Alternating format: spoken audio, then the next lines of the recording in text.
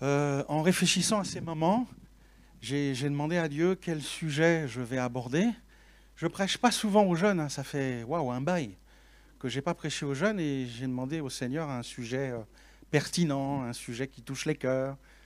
Et donc le Seigneur m'a dit prêche sur la prophétie, exercer la prophétie. Voilà, alors c'est le sujet, c'est le thème. On va essayer d'en parler.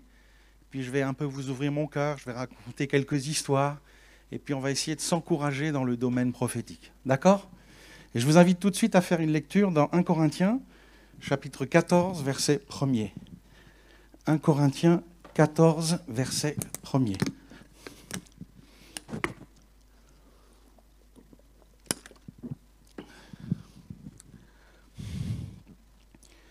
Recherchez la charité. Aspirez aussi aux dons spirituels, mais surtout à celui de prophétie. Je répète le verset.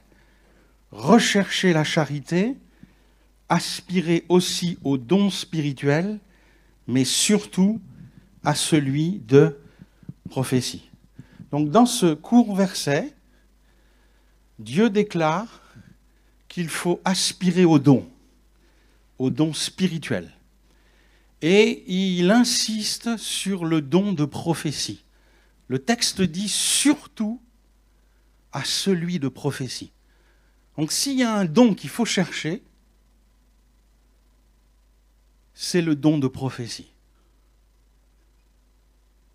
Et ce soir, beaucoup sont baptisés du Saint-Esprit, beaucoup parlent en langue, et la prochaine étape pour vous maintenant, c'est exercer la prophétie. Parce que la Bible, elle dit, si tu recherches un don, c'est surtout celui de prophétie. Et donc, ce soir-là, j'aimerais vous donner quelques conseils bibliques pour rentrer dans la prophétie. Amen. J'ai juste 3 points ce soir qui sont importants, qui vont vous éclairer, qui vont vous aider, je pense, à rentrer dans le monde prophétique. Premier point, tous peuvent prophétiser. Tous, sans exception. Je le vois dans l'Ancien Testament et je le vois aussi dans le Nouveau Testament. Dans l'Ancien Testament, il y a une histoire, dans Nombre, au chapitre 11, où Dieu dit à Moïse, « L'esprit qui est sur toi, je vais le répandre sur 70 anciens. » Et donc Dieu invite Moïse, les 70 anciens, devant la tente. Et là, la puissance de Dieu tombe, et l'esprit qui était sur Moïse se répand sur les 70 anciens, et ils se mettent à prophétiser. La puissance de l'esprit tombe, et spontanément, ils prophétisent. Et alors qu'ils vivent un temps fort, il y a 2 gars qui sont dans les rangs et qui ne sont pas responsables. Ils sont aussi saisis par l'esprit. Et également, ils se mettent à prophétiser. Alors, il y a un jeune qui est là, il voit ça. Il voit ces 2 gars qui s'appellent Eldad et Médad. Et il va dire à Moïse, « Hey, il y en a 2, ce ne sont pas des anciens, ce ne sont pas des responsables, et ils prophétisent. Arrête-les, c'est pas bien. Les jeunes, c'est pas pour eux la prophétie. » C'est ce qu'ils pensent. Alors il dit à Moïse, « Arrête-les, stoppe-les. » Et Moïse va dire, « Mais qu'est-ce qui t'arrive? Tu es jaloux pour moi ?» Et il ajoute, « Puisse tout le peuple être composé de prophètes. » Et donc ici, Moïse a une parole prophétique. Il annonce qu'un jour, tout le peuple sera prophète. Pas seulement quelques-uns, mais tout le monde va exercer le don de prophétie. Amen. C'est prophétique. Il l'annonce à l'avance. Ça va tomber sur chacun, sur chacune. Pas que sur les responsables, pas que sur les anciens, pas que sur les pasteurs, mais sur tous les jeunes, même qui sont simples là, assis dans les rangs. Voilà donc une première indication dans l'Ancien Testament, que la prophétie c'est pour tous. Quand j'arrive dans le Nouveau Testament, je vois dans 1 Corinthiens 14, verset 31, Paul dit « Vous pouvez tous prophétiser successivement, afin que tous soient instruits et que tous soient exhortés. » Donc là encore, l'apôtre Paul, il reprend la dynamique de l'Ancien Testament et il dit clairement à l'église de Corinthe, tout le monde peut prophétiser. Il dit, vous pouvez tous prophétiser successivement. Alors bien sûr, on ne peut pas tous prophétiser dans une seule réunion, mais à l'échelle d'une vie, à l'échelle de 100, de 1000 réunions, il y a un moment ou un autre où Dieu va te donner quelque chose de divin pour que tu prophétises. Ça doit, d'après Paul, arriver à tout le monde de prophétiser à un moment de sa vie. Vous pouvez tous prophétiser successivement. Amen. Plus loin encore, l'apôtre Paul dira dans 1 Corinthiens 14, verset 5, « Je désire tous que vous parliez en langue, mais encore plus que vous prophétisiez. » Et là, je vois quelque chose d'assez intéressant. Le baptême du Saint-Esprit, c'est pour tous, n'est-ce pas? C'est pour chacun, c'est pour chacune. Comme dit la parole, le don du Saint-Esprit, il est réservé à tous ceux qui croient en mon nom. Donc parler en langue, c'est pour tous. Eh bien, dans cette dynamique du parler en langue qui est pour tous, vient juste après la prophétie qui est également pour tous. Et alors que vous avez peut-être recherché activement le Saint-Esprit, alors que vous avez crié à Dieu à un moment de votre vie en disant « Seigneur, je veux parler en langue, Seigneur, je veux ton énergie, je veux ta puissance, je veux être un témoin », vous avez certainement beaucoup recherché les uns les autres le baptême du Saint-Esprit. Eh bien, le Seigneur dit que pour la prophétie, vous devez le rechercher encore plus. Encore plus. Amen. Mais souvent, on s'arrête. Souvent, on est baptisé du Saint-Esprit, on parle en langue, puis on s'arrête. On ne va pas plus loin. Alors que la Bible dit au contraire, je veux que vous parliez tous en langue, mais encore plus que vous prophétisiez tous. Amen. Donc, d'une manière claire,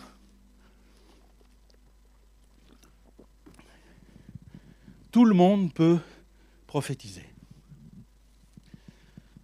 Il y a quelques années, il y avait dans une église un trisomique 21 qui était dans une église. Et il aimait le Seigneur, vraiment. À sa manière, il était limité en parole, il était limité en relations humaines, il était également limité au niveau de son intellect, mais il aimait le Seigneur de tout son cœur. Et un dimanche matin, dans une église de France, il élève la voix vers Dieu. Et il dit à Dieu, « Seigneur, je t'aime. Et je te demande de m'accorder le don de prophétie. » Alors dans l'église, vous voyez, ça a jeté comme un froid. Les gens se sont dit en eux-mêmes, mais c'est pas possible. Un trisomique 21 qui prophétise dans la maison de Dieu, c'est pas possible. Puis ça a jasé à la sortie de l'église. Les uns disaient, c'est possible. Les autres disaient, non, c'est pas possible.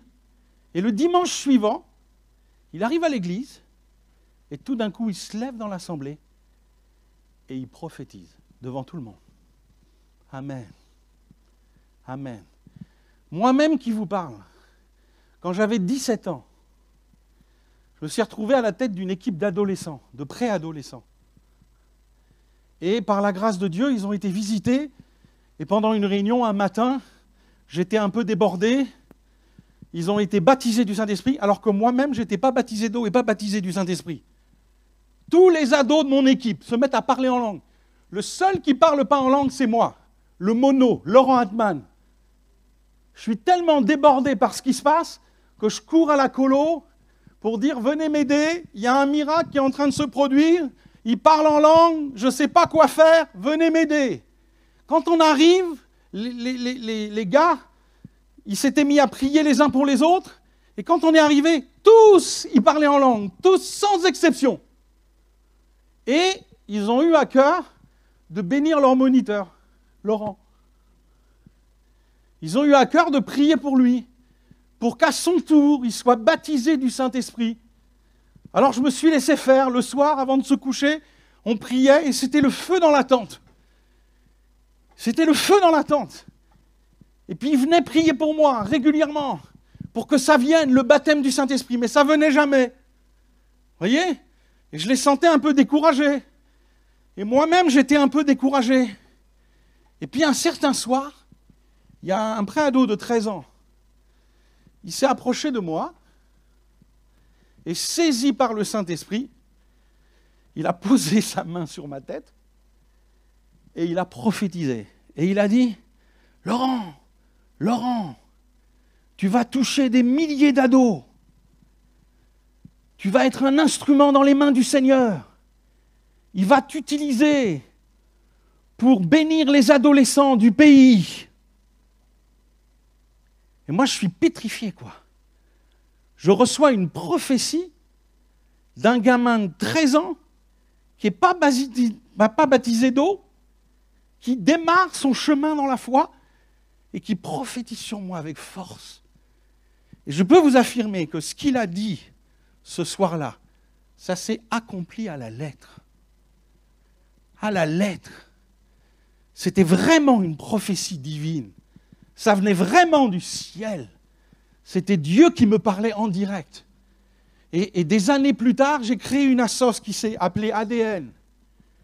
Et partout, il y a eu des camps ADN, des journées ADN. Et partout, sur toute la France, sur les 12 régions, il y a eu des effusions du Saint-Esprit. Des centaines, des milliers d'ados ont été touchés, baptisés du Saint-Esprit, guéris, restaurés. Des centaines, des milliers d'ados se sont ensuite fait baptiser dans les églises locales. Il y a vraiment eu une œuvre de Dieu surnaturelle qui m'a complètement dépassé, qui a été bien au-delà de mes espérances. Et j'ai repensé à cette prophétie de ce jeune garçon. Un jour, Laurent, tu toucheras des milliers d'ados. Et c'est arrivé à la lettre. Donc, vous voyez, on peut tous prophétiser. Les plus simples, les plus petits, les plus modestes, les plus timides, on peut tous prophétiser. Et Dieu veut nous inviter dans cette dynamique prophétique. Dans les Écritures, je relève deux sortes de dynamiques prophétiques. La première, c'est une dynamique prophétique pour nous-mêmes, où régulièrement, dans ma vie personnelle, je reçois des directives de l'Esprit. Je reçois des paroles de Dieu et je me laisse téléguider par lui. Il y a une puissance de l'Esprit qui régulièrement me parle. C'est la dimension prophétique pour soi-même. Et dans cette dimension prophétique pour soi-même, eh bien, on est comme guidé chaque jour par ce que Dieu dit. Est-ce qu'il y en a à qui ça arrive ? Dieu leur parle dans la journée. Dieu leur parle personnellement, pour des directions précises, pour des rencontres précises, pour un programme précis dans lequel vous rentrez. C'est la première dynamique de l'esprit. C'est celle qui est personnelle, où Dieu me parle personnellement. Je pense, par exemple, à Joseph. Joseph était dans une dynamique prophétique pour lui-même. Pour lui-même. Il va faire un songe où il va voir le soleil, la lune et les étoiles se prosterner devant lui avec un message clair. Un jour, tu seras un homme important. Un jour, ta mère, ton père, tes frères se prosterneront devant toi. Vous voyez, à un autre moment, il a un autre rêve. Il voit une gerbe, sa gerbe, qui se dresse, et il voit les 11 gerbes de ses frères qui se prosternent à ses pieds. Et là encore, Dieu lui dit, Tu vas devenir un homme important. Donc c'est une dynamique prophétique pour soi-même. C'est pas encore pour les autres. C'est d'abord pour soi-même. Et pour entrer dans le prophétique, il faut d'abord y entrer pour soi-même. Avant de passer à l'étape dynamique prophétique pour les autres, il faut s'exercer au niveau individuel. Vous comprenez? Et ensuite, quand on a commencé à entendre la voix de Dieu, alors Dieu nous conduit plus loin. Et il nous permet de prophétiser pour les autres. Alléluia. Donc il faut s'exercer. Mais comment entendre la voix de Dieu? Comment capter les messages divins? Comment recevoir ces directives? Je vous donne quelques conseils simples.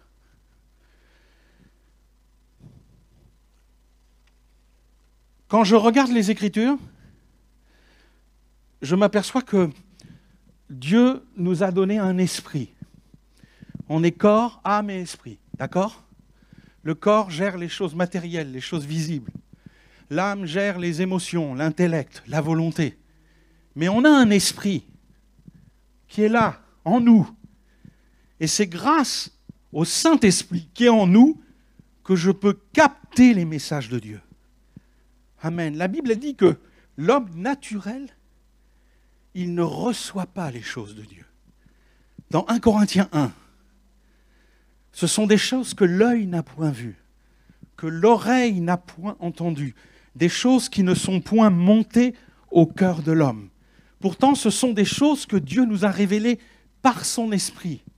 En effet, lequel des hommes connaît les choses de l'homme, si ce n'est l'esprit de l'homme qui est en lui?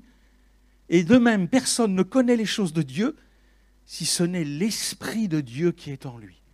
Donc vous avez un esprit, et chez certains, cet esprit, il est atrophié.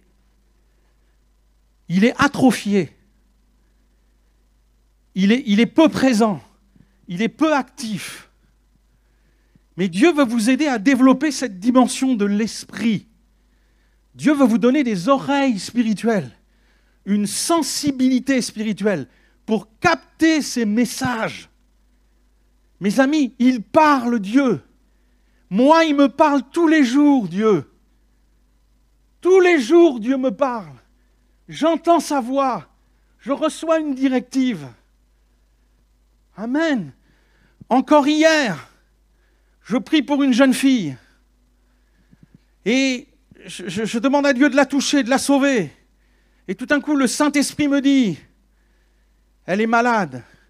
Et cette maladie, elle vient d'esprits mauvais. Quand tu la verras, parle-lui, renseigne-toi sur sa vie passée. Est-ce qu'elle a fait de l'occultisme? Est-ce qu'elle a fait de la magie? Est-ce qu'elle a fait tourner les tables? Est-ce qu'elle a vu des voyants? Renseigne-toi. En fait, sa maladie, c'est à cause de ses mauvais esprits. Mais moi, je veux la guérir. Dieu me parle comme ça. Je le note tout de suite. Amen. Et puis, l'après-midi, je rencontre la jeune fille. On discute, on parle, et je m'aperçois qu'elle est dans l'occultisme jusqu'au cou. Voyez? Le Saint-Esprit m'avait averti. Le Saint-Esprit m'avait parlé. Amen. Il nous parle. Il veut nous parler tous les jours. Qui me croit qu'il veut vous parler tous les jours? Qui me croit? Et il faut travailler son écoute spirituelle. Donc, grâce à cet esprit, je capte les messages de Dieu. Je capte la voix de l'esprit. En fait, l'esprit va nous parler de trois façons. De trois façons. D'abord, l'esprit va nous parler au travers de pensées. De pensées. Par exemple, je prends le cas de Philippe, l'évangéliste, dans Acte 8. Il est guidé par un ange pour aller dans le désert de Gaza, dans une région déserte où il n'y a pas un chat. Et Dieu lui dit, vas-y, j'ai un plan pour toi. Donc c'est un ange qui le visite, qui l'encourage et qui lui dit pars. Il quitte Samarie, il arrive dans le désert. Et là, dans le désert, il voit de loin un char et il voit sur ce char un eunuque éthiopien qui lit un bouquin.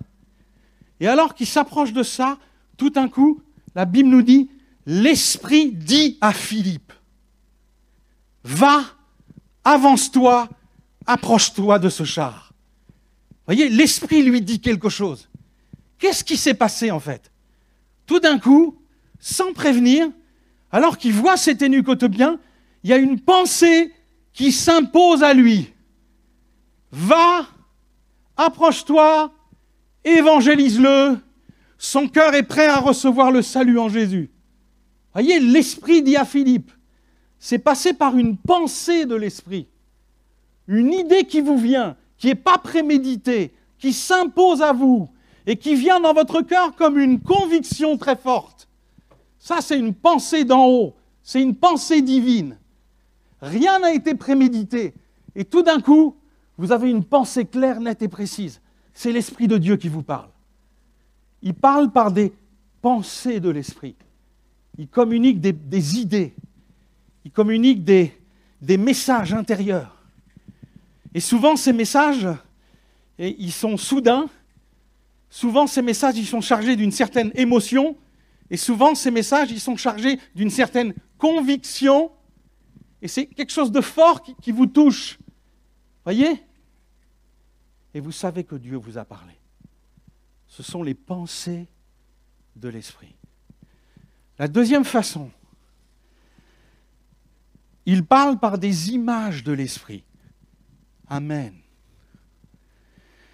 Dans Acte 2, au verset 17, Dieu dit, dans les derniers jours, je répandrai mon esprit sur toute chair, vos fils et vos filles prophétiseront, et dans cette dynamique prophétique, vos jeunes gens auront des visions, et vos vieillards auront des songes.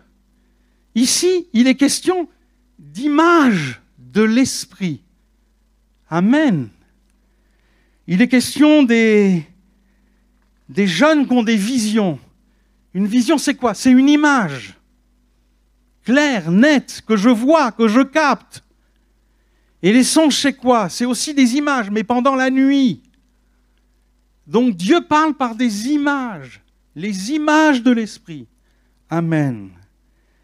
Et il nous conduit à réaliser que c'est la voix de Dieu qui nous parle. Amen. Cette image de l'esprit, elle est forte. Elle est forte. La première fois que j'ai eu une image de l'esprit, j'étais assez jeune, j'ai vu dans mon esprit, je ne sais pas comment expliquer, mais j'ai eu une image mentale dans mon esprit, et j'ai vu une petite voiture électrique. Trop bizarre. Et cette petite voiture électrique, elle s'est garée à côté d'une grosse voiture, une BMW. Et quand j'ai vu cette image dans mon cœur, dans mon esprit, j'ai su que Dieu me parlait. Et j'ai su que ces images renfermaient un message. Et tout d'un coup, j'ai réalisé que Dieu voulait parler à quelqu'un. Que Dieu voulait dire à quelqu'un, tu es en voiture électrique, mais Dieu t'invite à changer de véhicule et à passer de la petite voiture à la BMW. Il y avait un vrai message divin au travers d'une image. C'est la première fois que le Seigneur m'a parlé par cette image.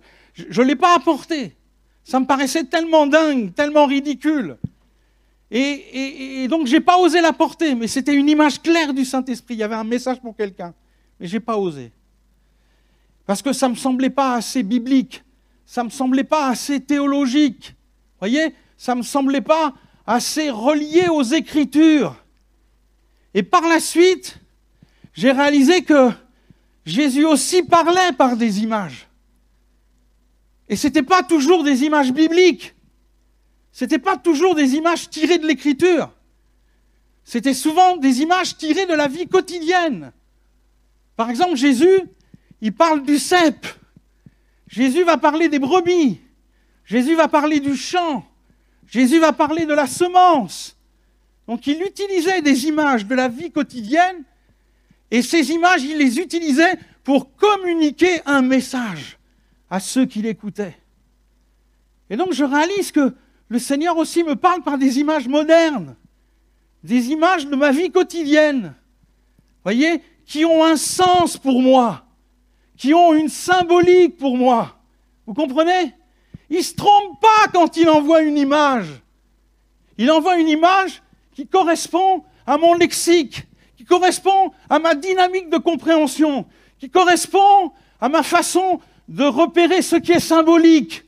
Vous comprenez? C'est des images adaptées à mon vécu.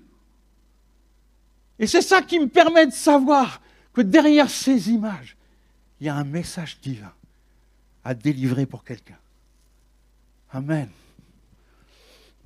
Dernièrement,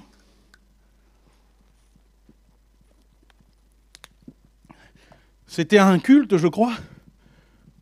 J'étais en train de prier. Et puis, soudain, dans mon esprit, à l'intérieur, je vois un coffre-fort.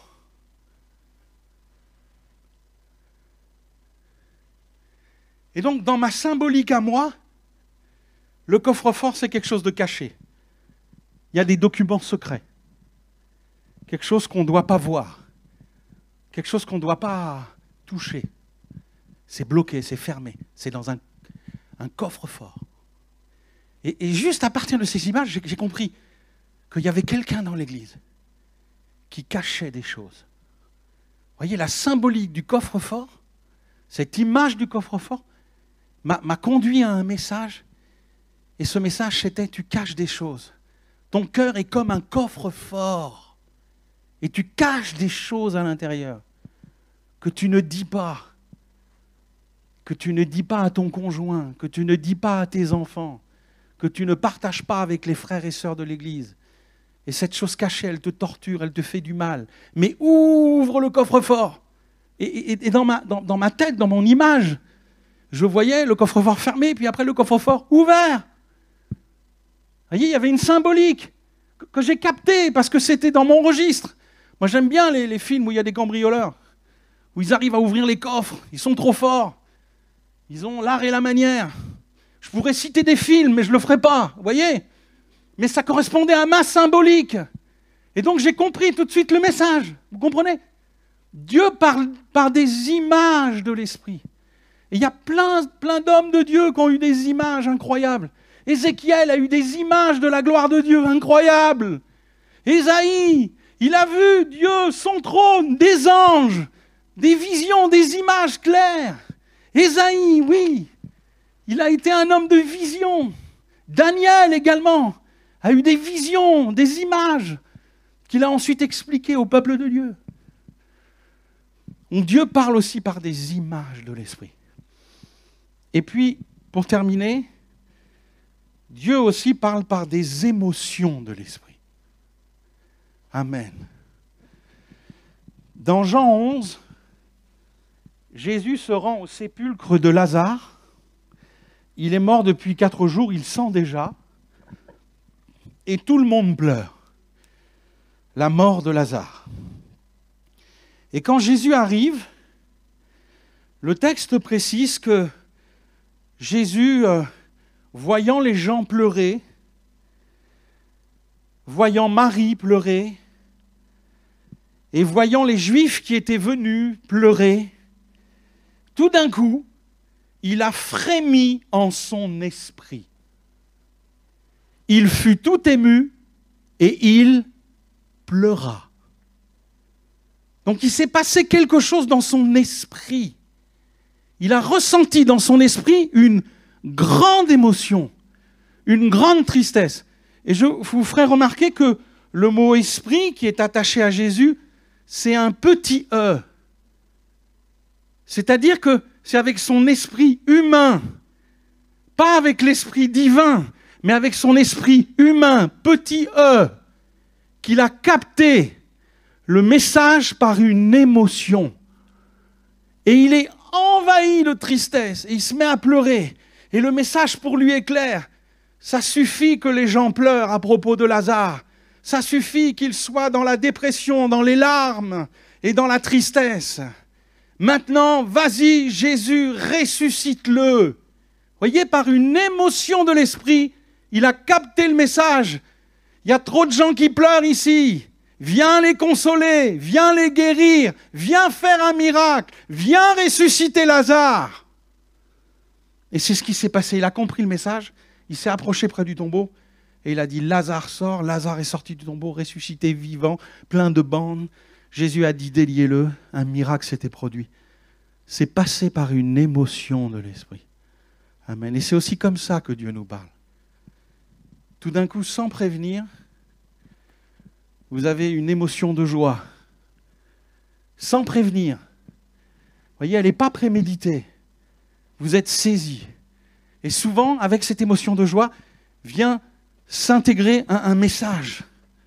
Tu es en joie ce matin. Parce que, alléluia. Ou alors au contraire, vous ressentez une grande tristesse intérieure. Tu es en dépression ce matin. Dieu te dit, prends courage. Il te guérit. Amen. Peut-être en vous, vous sentez comme une interrogation, un sentiment d'interrogation. Vous êtes sceptique.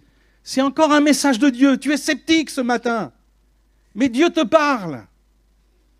Voyez, par des émotions, Dieu nous communique un message clair pour pouvoir prophétiser. Des fois, c'est pour nous-mêmes, des fois, c'est pour les autres. Amen. Donc, ce soir, je veux vraiment vous inviter à écouter Dieu. Dieu parle beaucoup. Dieu a plein de choses à nous dire. Mais il faut prendre le temps de l'écouter. Et ce que je vous conseille, c'est de mettre en place dans votre vie de prière personnelle des temps d'écoute.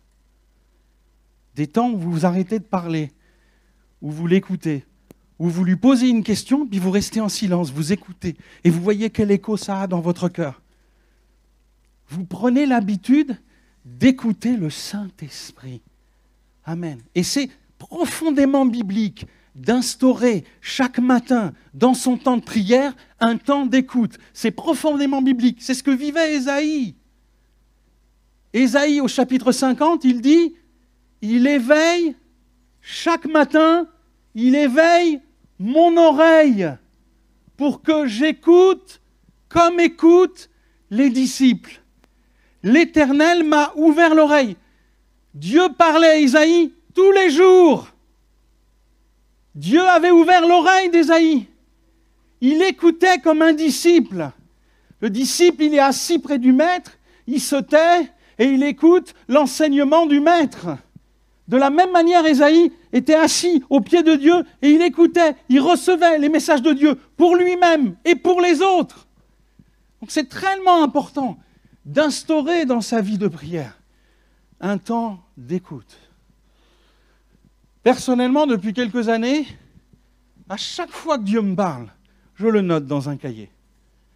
C'est plutôt sur ma tablette. Je le note. Que ça soit pour moi ou que ça soit pour les autres, je le note. Et je le relis. Amen, je le relis. Chose étonnante, je reçois un message, je le note. Et puis au bout d'un moment, je l'oublie. Voyez ?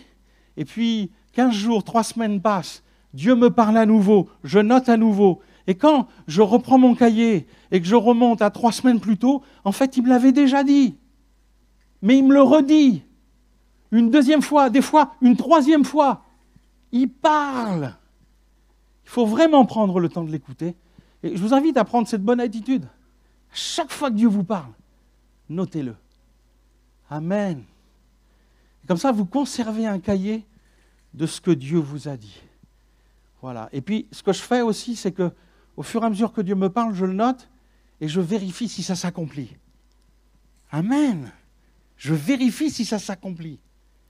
En fait, ce qui m'a motivé au départ de noter, c'était de voir mon quota de réussite et mon quota d'échec dans l'écoute de Dieu.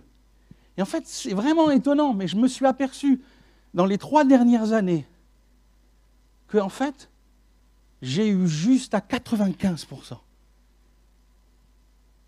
J'ai eu droit à 5% d'erreurs. Mais dans 95% des fois, c'était vraiment Dieu qui me parlait. Amen. Donc mon idée ce soir, c'est vous donner envie d'écouter tendre l'oreille, entendre la voix de l'Esprit, lui obéir. Amen. C'est un mode de vie, en fait. Et croyez-moi, ça change votre vie chrétienne d'écouter le Saint-Esprit.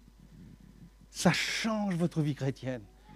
C'est fort d'écouter le Saint-Esprit, d'être sensible au Saint-Esprit, d'entendre sa voix régulièrement, de se laisser guider par lui, de recevoir des messages, des paroles pour les autres. C'est fantastique de vivre la vie chrétienne comme ça. Elle devient passionnante, la vie chrétienne, quand vous vivez comme ça. Mais quand vous vivez dans une vie chrétienne où il vous parle une fois tous les 6 mois, mais je comprends qu'il y ait eu de l'usure. Je comprends qu'il y ait de la routine. Je comprends qu'il y ait de mauvaises habitudes qui se mettent en place. Mais quand tous les jours il vous parle, ça rend votre vie chrétienne attrayante, vivante, dynamique. Donc, recherchez la voix de l'Esprit. Recherchez-la vraiment. Amen. J'ai commencé, j'avais 16 ans. 16 ans j'avais. Je venais juste de donner ma vie à Jésus. J'étais tout frais moulu. Et je vais à l'école. Je reprends ma scolarité en début d'année. Et puis je sors du lycée. Puis je marche avec mon sac. Et tout d'un coup, j'arrive à un feu rouge. Ça se passe à Montpellier. Et là, ce feu rouge, tout d'un coup, j'ai une idée qui me vient. Une idée soudaine. Et j'ai cette idée que je ne dois pas prendre le chemin habituel pour rentrer chez moi, mais je dois prendre un chemin détourné, plus long. Et donc, je reçois cette pensée claire, nette. Et je dis, c'est quoi ça? C'est bizarre ça. Je ne sais pas que c'est la voix de Dieu, vous voyez, je débute, je suis vraiment novice, je découvre à peine la voix de l'Esprit. Mais j'entends un truc qui me dit, pas le chemin habituel, prends le chemin détourné. Et j'obéis, tout de suite. Je prends ce chemin détourné, et dans ce chemin détourné, je croise une jeune fille qui ne venait plus à l'église depuis quelques mois. Et je l'encourage. Je l'invite à revenir. Je prends du temps avec elle. Je prie pour elle. Amen. Et le dimanche d'après, elle revient dans la maison de Dieu. Et jusqu'à présent, elle a toujours été fidèle. Elle est dans l'église, elle aime le Seigneur. Voyez, je ne m'étais pas trompé, c'était Dieu qui me parlait. Ça commence comme ça à écouter Dieu. C'est des petites choses. Mais dès que je reçois quelque chose, j'obéis à ce qui m'est proposé. Je ne commence pas à dire, c'est humain, c'est ma tête, je l'imagine, je fabule, j'ai bu trop de bière. Non, je dis tout de suite, ok Seigneur, j'essaye, j'ai rien à perdre, j'essaye, j'y vais. Et c'est comme ça qu'on apprend à écouter Dieu, progressivement, d'expérience en expérience. Et la vie chrétienne est tellement plus savoureuse. Amen. Je vais demander aux musiciens de revenir. On va chanter encore, on va louer encore le Seigneur, on va passer du temps dans sa présence. J'espère ne pas avoir été trop long. Mais je vous invite à avoir un temps d'écoute ce soir. Ok? On va déjà commencer à écouter ce soir tranquillement sa voix. Il peut vous dire des choses pour vous. Il peut vous dire des choses pour quelqu'un. Il peut même vous montrer des choses sur la vie d'une personne et vous allez la voir directement et vous lui dites une parole de la part du Seigneur très simplement. Voyez, on va essayer de l'écouter un peu. Vous êtes d'accord? On prend un temps comme ça? Voilà, on va chanter, on va louer. Les musiciens se préparent tranquillement. Et puis on va prendre le temps d'écouter. Vous savez, Jérémie, à un moment donné, il a eu besoin d'une direction de Dieu. Il avait besoin que Dieu lui parle dans une situation très précise. Il avait besoin d'une orientation bien claire, bien définie. Et pour écouter Dieu, pour mieux écouter Dieu, il a fait venir un musicien. Il a fait venir un musicos. Et le musicos, il a joué. Et pendant la louange, pendant la musique chrétienne, son oreille s'est ouverte. Et il a entendu la voix de Dieu. Et il a eu la réponse qu'il attendait. Donc vous voyez, la louange, c'est un nid qui est favorable à l'écoute de Dieu. Voilà, on est dans la louange, on est dans sa présence, on écoute, on est sensible, on le laisse nous toucher, nous parler, on le laisse communiquer ses directions divines pour notre vie. Voilà, on est attentif. D'accord? Vous voulez bien qu'on fasse ça? Amen. Merci Seigneur.